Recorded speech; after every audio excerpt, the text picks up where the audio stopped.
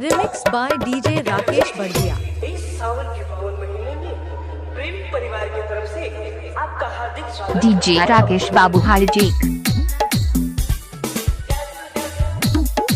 आप जो सॉन्ग बहुत ध्यान से सुन रहे हैं वो डब्बा गांव से डीजे राकेश यादव का रिमिक्स किया हुआ है।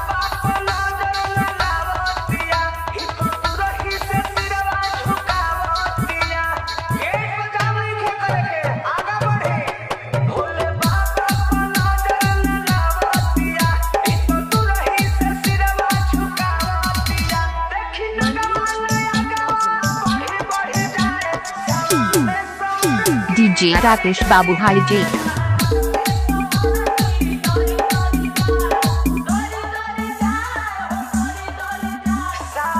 डीजे राकेश बाबू हाजी।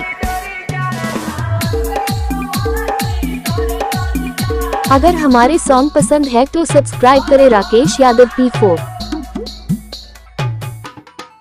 Remix by DJ Rakesh Dabba Nepal.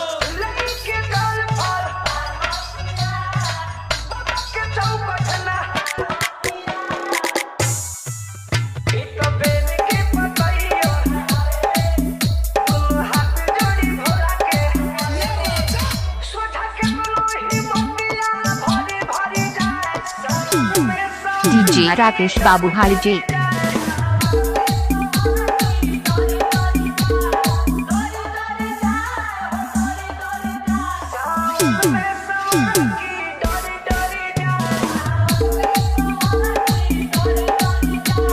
Rakesh Yadav का रिमिक्स किया हुआ सॉन्ग डीजे राकेश डब्बा। डीजे राकेश।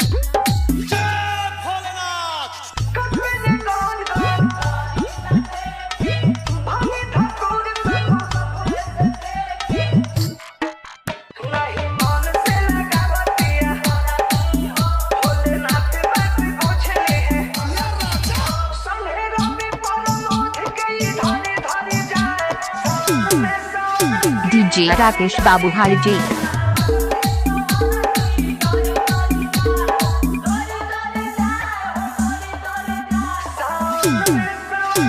डीजे राकेश बाबू हाजी। अगर हमारे सॉन्ग पसंद है तो सब्सक्राइब करें राकेश यादव P4।